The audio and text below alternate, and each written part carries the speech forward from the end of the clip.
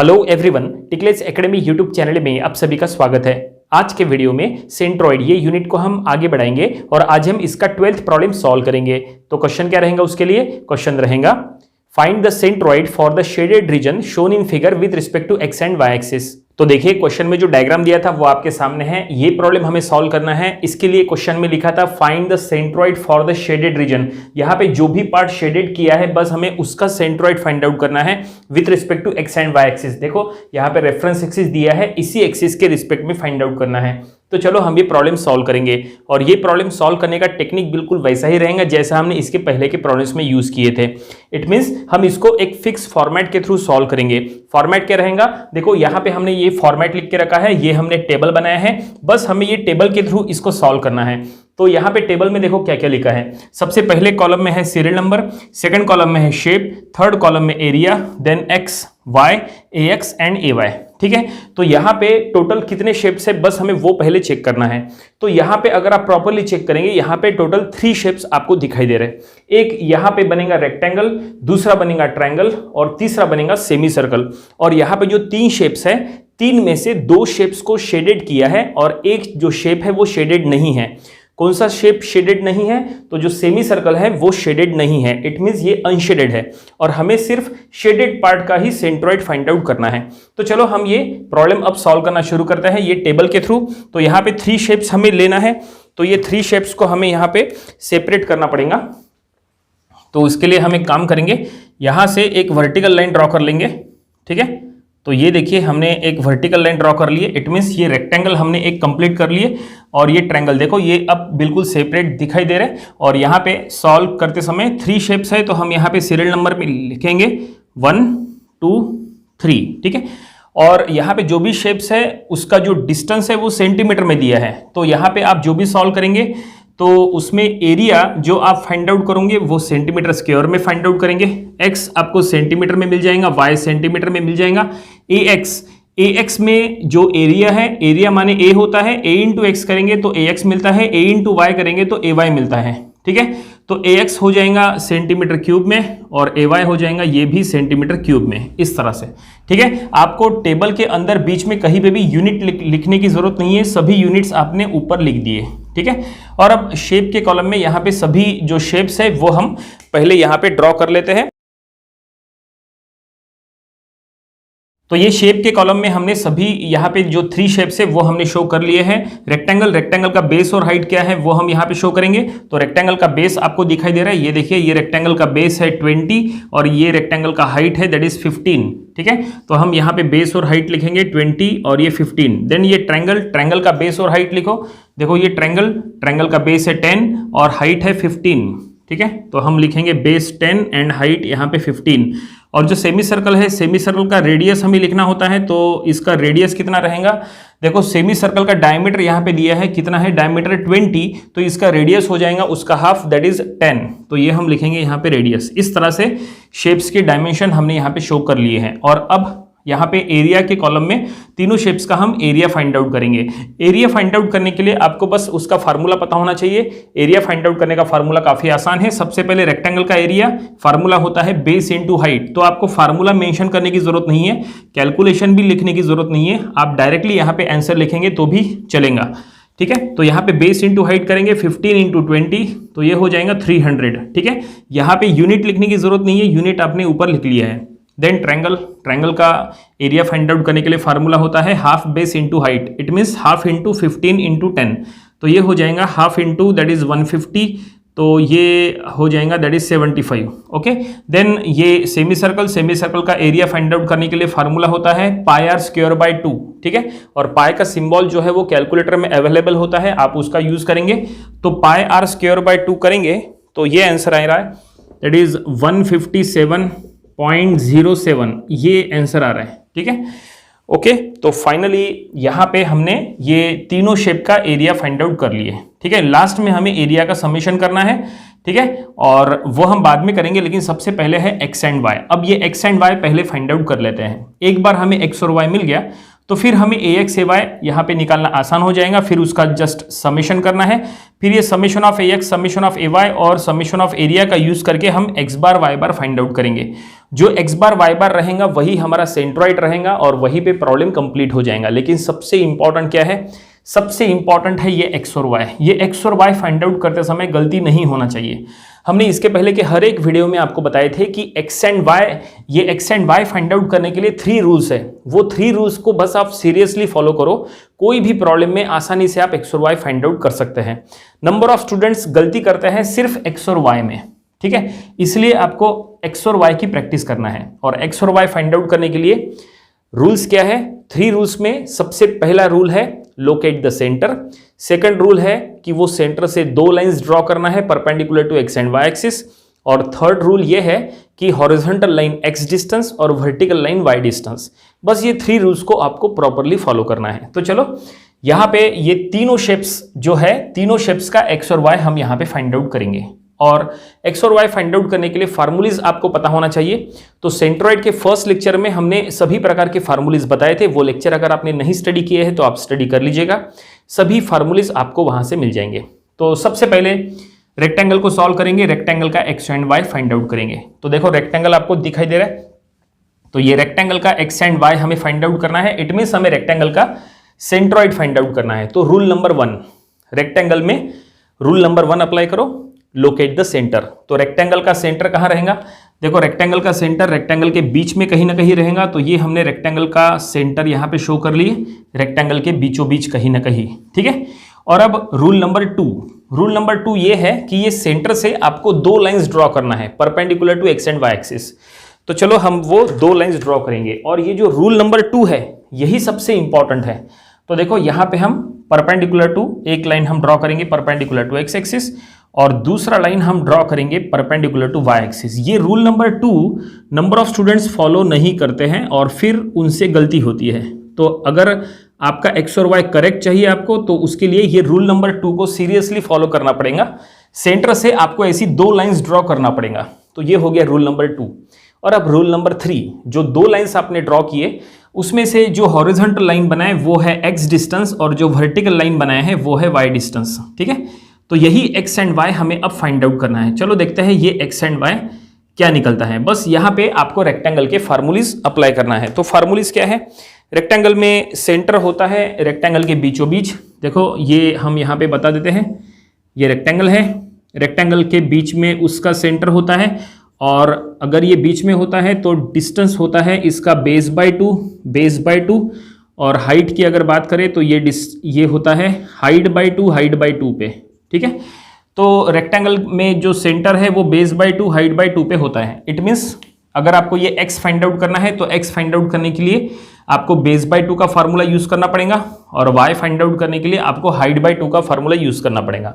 तो चलो हम यूज करेंगे बेस बाय 2। बेस कितना है 20, रेक्टेंगल का बेस 20 है, 20 बाय 2 तो ये हो जाएगा 10 सेंटीमीटर रेक्टेंगल का x। और अब रेक्टेंगल का y फाइंड आउट करना है तो हाइट बाय 2, हाइट कितना है रेक्टेंगल का 15, 15 बाय 2 करो तो ये हो जाएगा 7.5 सेंटीमीटर, ठीक है, इस तरह से। तो फाइनली हमने रेक्टेंगल का x and y find out कर लिए। बिल्कुल सेम रूल्स का यूज करके अब हम ट्रायंगल का भी x and y find out करेंगे। तो चलो देखते हैं ट्रायंगल में। तो रूल्स फॉलो करो और ट्रायंगल में रूल्स अप्लाई करो।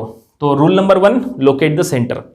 तो ट्रायंगल में सेंटर कहाँ होता है, ट्रायंगल में सेंटर 90 डिग्री एंगल के पास में होता है। ये एक राइट एंगल ट्रायंगल है और इसका 90 डिग्री का एंगल कहाँ पे है, देखो यहाँ पे है, ठीक है।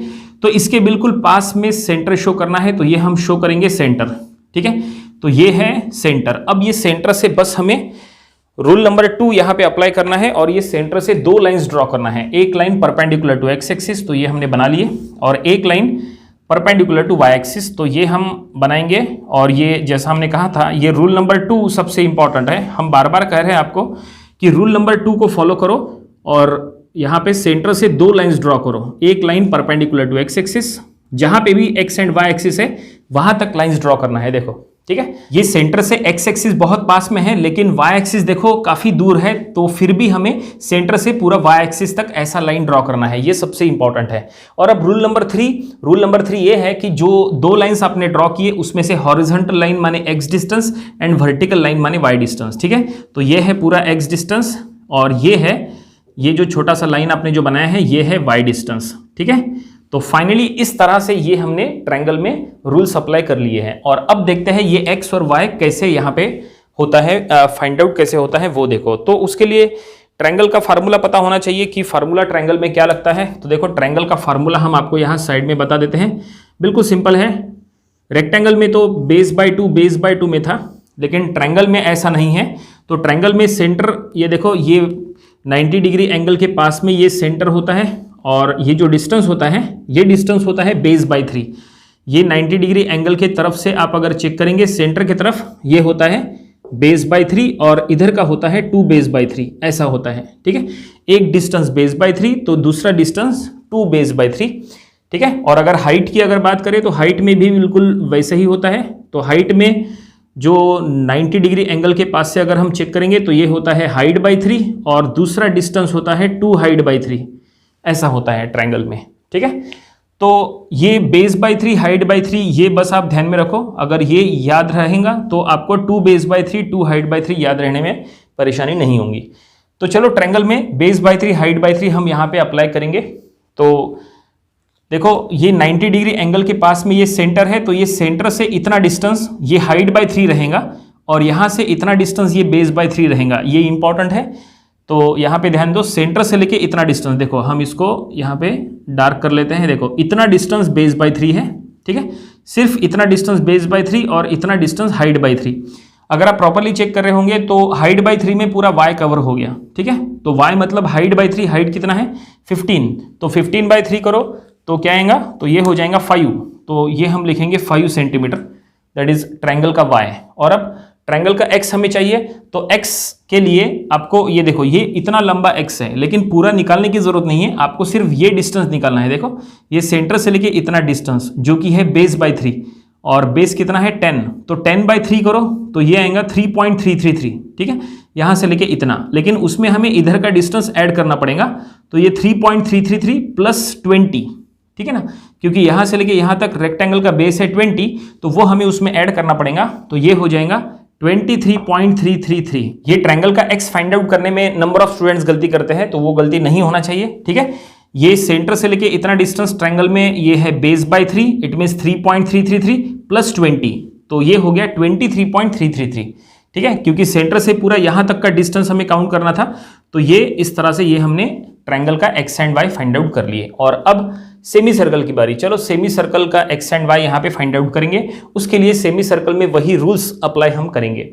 तो सबसे पहले rule number 1, locate the centre. Semi circle का सेंटर कहाँ होता है, तो सेमी सर्कल का सेंटर उसके डायमीटर के मिड पॉइंट के अंदर होता है। क्या कहा, डायमीटर के मिड पॉइंट के अंदर। तो ये सेमी सर्कल का ये है डायमीटर। ठीक है, डायमीटर का मिड पॉइंट ले लो, इट मीन्स उसका सेंटर ले लो। तो ये डायमीटर का सेंटर हम यहाँ पे लेंगे। देखो ये डायमीटर का सेंटर यहाँ पे, ठीक है, इसके बिल्कुल पास में जो है इसके अंदर में रहेगा सेंटर। देखो यहाँ पे ये है सेंटर, देखो ये सेंटर है। ठीक है, डायमीटर के मिड पॉइंट के अंदर ये हमने सेंटर शो किया है। जस्ट अ मिनट, इसको हम थोड़ा सा इरेज कर लेते हैं ताकि कंफ्यूजन ना हो। ठीक है, ये हम सभी चीजें यहाँ से मिटा देते हैं। तो ये है सेंटर, सेमी सर्कल का सेंटर। यहाँ पे हमने C लिखा है, ये सेंटर के लिए। ठीक है, और अब रूल नंबर 2 ये है कि सेंटर से अब आपको 2 लाइंस ड्रॉ करना है perpendicular to x and y axis, और ये यहाँ पे ऑलरेडी ड्रॉ है। देखो ये सेंटर से एक line perpendicular to x axis ये पहले से ही ड्रॉ है, और एक line perpendicular to y axis ये भी पहले से ही ड्रॉ है।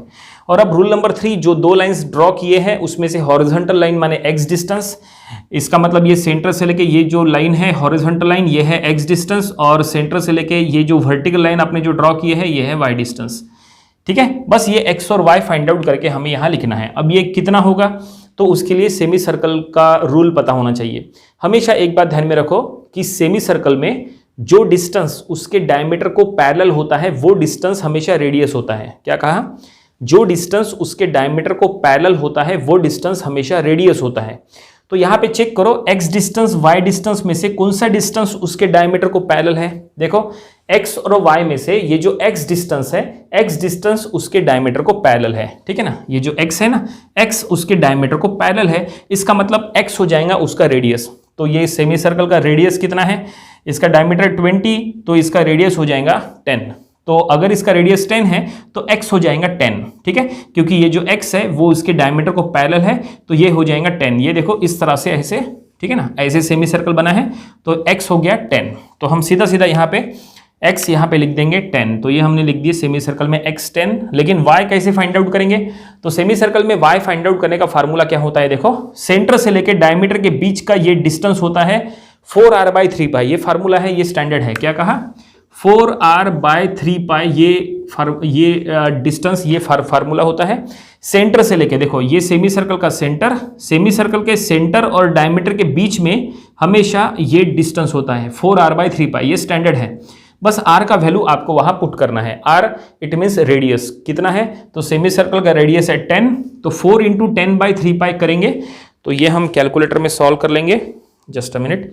4 × 10/3π, तो ये आ चुका है 4.244। तो ये हम लिखेंगे, दैट इज उसका y हमें मिल गया 4.244। कैसे निकाले हमने?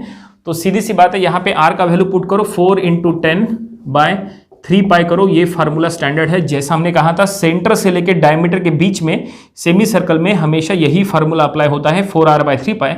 तो ये हमने निकाले हैं 4.244, ये हमें y मिल गया और उसका x भी हमें मिल गया। ठीक है, तो फाइनली तीनों शेप में हमने x and y find out कर लिए और अब हमें ax y फाइंड आउट करना है। तो उम्मीद करते हैं कि ये x एंड y आपको समझ में आया होगा। सेंट्रॉइड यूनिट में आपको x एंड y की ही प्रैक्टिस करना है। जितने ज़्यादा प्रॉब्लम्स आप सॉल्व करोगे उतनी ज़्यादा आपकी x एंड y की प्रैक्टिस हो जाएंगी। ठीक है, और x and y find out करने के लिए जैसा हमने कहा 3 रूल्स फॉलो करना है सीरियसली, तो आपका x and y find out करने का पूरा अच्छा खासा कॉन्सेप्ट क्लियर हो जाएगा। तो चलो अब हम आगे बढ़ते हैं और अब हम ax y की तरफ चलते हैं। तो आपको सिर्फ क्या करना है, एरिया माने a होता है, a × x करना है तो ax मिल जाएगा, फिर a × y करना है तो ay आपको मिल जाएगा। ठीक है, तो यहाँ पे 300 × 10 तो ये हो जाएगा 3000। ठीक है, और 300 × 7.5 करेंगे हम, एक कैलकुलेटर में सॉल्व करेंगे तो ये आ चुका है 2250। इसी तरह से हम आगे बढ़ेंगे। इस तरह से ये हमने ax y कर लिए और अब समेशन की बारी। लेकिन समेशन करते समय एक सबसे इंपॉर्टेंट स्टेप है जो अब आपको फॉलो करना है।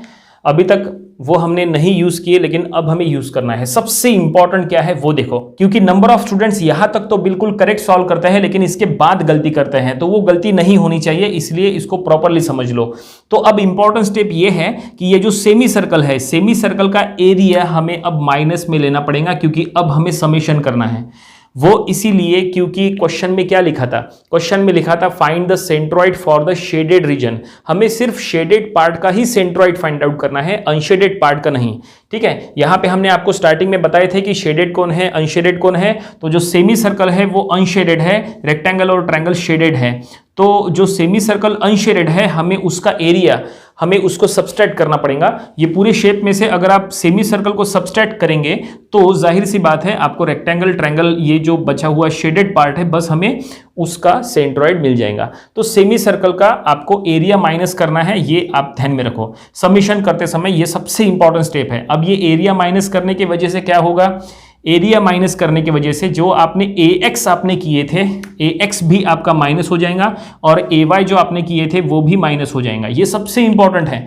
नंबर ऑफ स्टूडेंट्स यहाँ पे गलती करते हैं, वो अनशेडेड पार्ट का एरिया माइनस नहीं करते हैं, डायरेक्टली समेशन कर लेते हैं और फिर उसी के थ्रू सॉल्व करते हैं और फिर उनको 0 मार्क्स मिलते हैं। ये गलती नहीं होनी चाहिए। हमेशा ध्यान में रखो, जब कभी भी शेडेड अनशेडेड के प्रॉब्लम आप सॉल्व करोगे तो हमेशा अनशेडेड पार्ट का एरिया माइनस करना है और एरिया माइनस करने से ax भी माइनस हो जाएगा और ay भी माइनस हो जाएगा। ठीक है, फाइनली समझ गए। और अब हम समेशन करते हैं और समेशन करना काफी आसान है। 300 + 75 माइनस आपको ये करना है। ठीक है, तो चलो हम इसको कैलकुलेटर में सॉल्व करेंगे। 300 + 75 - 157.07। ठीक है, तो ये आंसर आ चुका है, दैट इज 217.93। 217.93 ये हमें समेशन ऑफ एरिया मिल चुका है। और अब समेशन ऑफ ax की बारी। इस तरह से ये हमने summation of area, summation of ax, summation of ay कर लिए और अब बस इसी का यूज करके हमें x बार y बार फाइंड आउट करना है। तो फार्मूला यहाँ पे हमने ऑलरेडी लिख के रखा है। देखो, x बार फाइंड आउट करने का फार्मूला है summation of ax bye summation of a। तो समेशन ऑफ ax है हमारे पास, तो हम लिखेंगे 3179.275 divided by summation of a माने 217.93। ठीक है, बस यहाँ से हमें x बार मिल जाएगा। तो हम यहाँ पे लिखेंगे, कैलकुलेटर में हम पुट करेंगे, दैट इज 3179.275 डिवाइडेड बाय 217.93। तो ये आंसर आ चुका है 14.588। तो हम लिखेंगे 14.588 और अब यहाँ पे यूनिट लिखना पड़ेगा, सेंटीमीटर में आप सॉल्व कर रहे हैं। और अब y बार के लिए summation of A y that is 1958.395 divided by summation of a जो कि है 217.93। ठीक है, इससे आपको y बार मिल जाएगा। तो चलो देखते हैं ये क्या निकल रहा है। तो बस आपको यहाँ पे न्यूमरेटर में चेंज करना है। तो ये हम कैलकुलेटर में लिखेंगे 1958.395 और ये आ चुका है 8.986। तो हम लिखेंगे 8.986 सेंटीमीटर। तो ये फाइनली हमने क्या फाइंड आउट कर लिए, हमने x बार y बार फाइंड आउट कर लिए। इट मीन्स हमें सेंट्रॉइड यहाँ पे मिल गया। बस एक और स्टेप है वो हमें यहाँ पे मेंशन करना है।